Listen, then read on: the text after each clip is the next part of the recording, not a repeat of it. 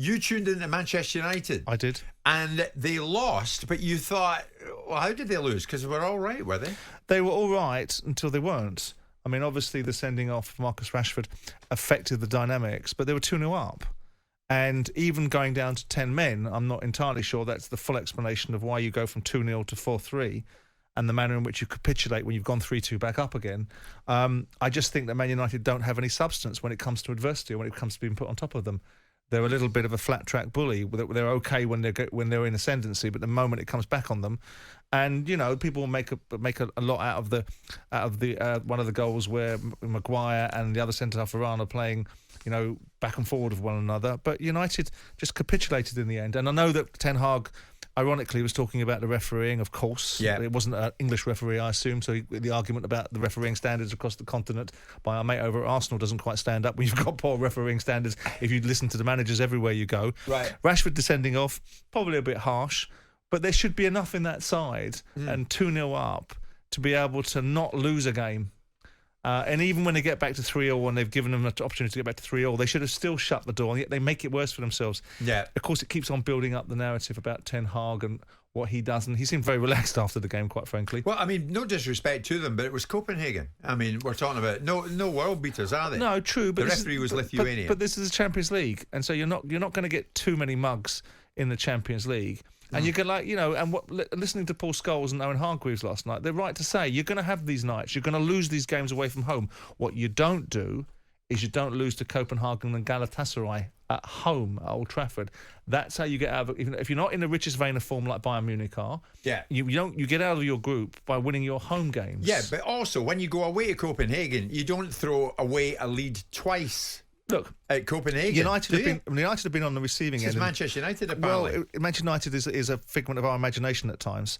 But in the Champions League, they've lost 4-3 to Bayern Munich, lost 3-2 to Galatasaray, and they've now lost 4-3 to Copenhagen. So they've shipped 11 goals in 3 games. I know the 1-0 Copenhagen game gets in the middle of that, but they've shipped 11 goals in 3 games. Yeah. They've lost 9 of 17 games this season. Yeah, they're not. United now need to win they need to win the 2 remaining games. Well, they need to win the 2 remaining games away to Galatasaray and at home to Bayern Munich. Neither of those are a given. And as we said, some of the decisions in Ten Hag's eyes, totally unacceptable. It's clear. We are very disappointed because you play very good. I think we started the game so well. Best minutes of this season. We are winning the game, and I think the red card changes everything. And then we concede 2 goals before halftime, which should never have counted. First is offside, second a penalty, and that is in 4 games, 4 penalties against, and where I say 3 are very debatable. It's also harsh. I think he went for the ball, and the referee has so a long time. They need such a long time to make it a red card. Yeah, I mean, it's weak, isn't it? You're in the league twice against Copenhagen and you lose it. There's your problem, Erik. It's weak, isn't it? It's a weak set of arguments that he puts forward. You know, we've had for years and forever and a day the observation that the Uniteds of the world always get more penalties than everybody else. And all of a sudden, because they've got 4 penalties against them in recent games, all of a sudden that's something that shouldn't happen to Man United, and every one of them is debatable. You had the game at 2-0. Yes, it disadvantages you to lose a player, but surely you are adroit enough as a side to be able to overcome that and not ship 4 goals. I mean, ship 4 goals. I mean, Tottenham went down to 9 men and shipped 4 goals. Right. And you have 10 men and you're 2-0 up, and you allow the side to get back into the game, and now you blame it all on a red card. No, the red card didn't help you. But you should have had, I mean, like you say, Copenhagen, in my view, are in a Champions League on merit, but they're not Bayern Munich. Exactly. They're not a top side, exactly. So you should be able to manage your way through this. So let's see that. Let's, for example, imagine that United don't win their 2 remaining games. Would a Champions League group stage exit, Simon, see Ten Hag's position move into the untenable stage? It's difficult to make arguments for the longevity of Ten Hag by current standards, because obviously Manchester United's aim was to evolve. If you look at the Glazers' decision-making process and you start reading into the background of how they appointed David Moyes and how they make their decisions, you'd be surprised. You'd not be surprised if they kept Ten Hag or they let him go. When Woodward left about 18 months ago, we had this off-the-record conversation, which was meant to be fascinating, wasn't it? We were supposed to give us insight, brief the media, I and remember that. tell us how we weren't able to repeat things. Yeah. None of it was particularly interesting. No. And none of it was particularly valuable, and I didn't quite understand why everyone was so important that he needed to have an off-the-record briefing with us. Yeah. But one of the questions we asked him was, do you think Manchester United will win the Premier League in the next 5 years? And his answer was yes.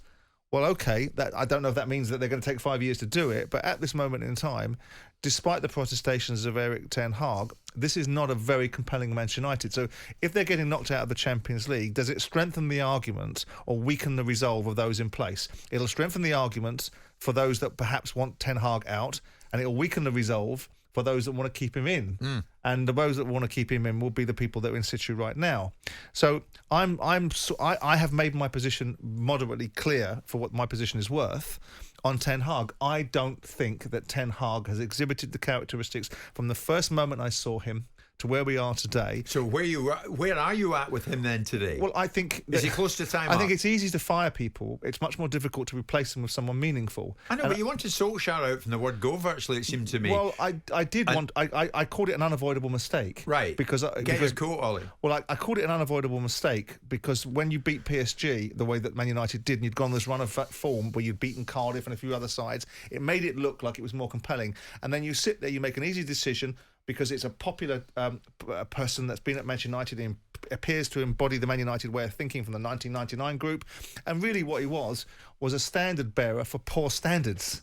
And you erode the quality, the feel, the look, and the whole dynamic of Man United. And people can turn around and say, oh, God blimey, what did Ole Gunnar Solskjaer do to Simon Jordan? Have it off with his girlfriend? No, nothing to do with that. It's simply because I look at it and think, surely to God, a mediocrity cannot be rewarded. Yeah, but are we in the area of mediocrity now with Ten Hag? Well, yes, I think that you've won the League Cup, which is a good competition to win. Because why aren't you sitting there this morning saying, get your coat, Ten Hag?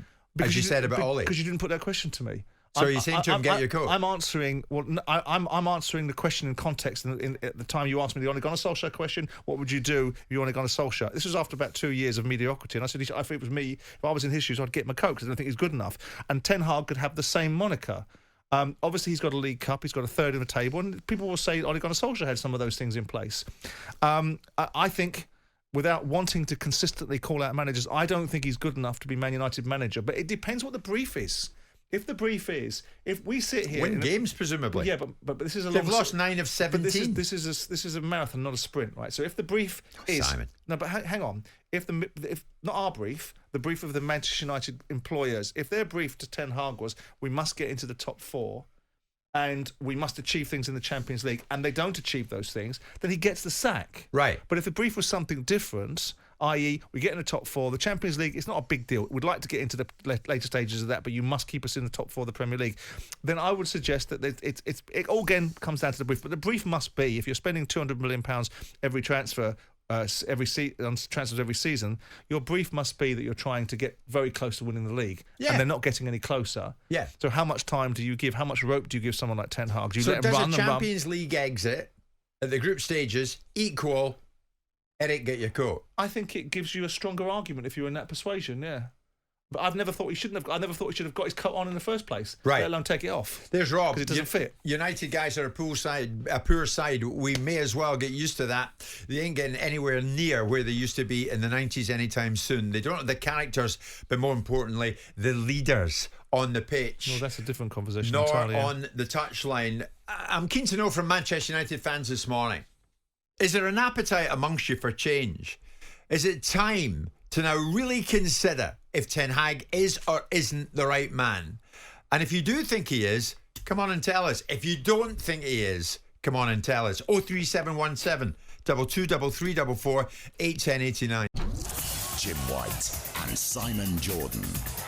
Monday to Friday mornings from 10 on AM, on DAB, via the talkSPORT app and on your smart speaker. talkSPORT.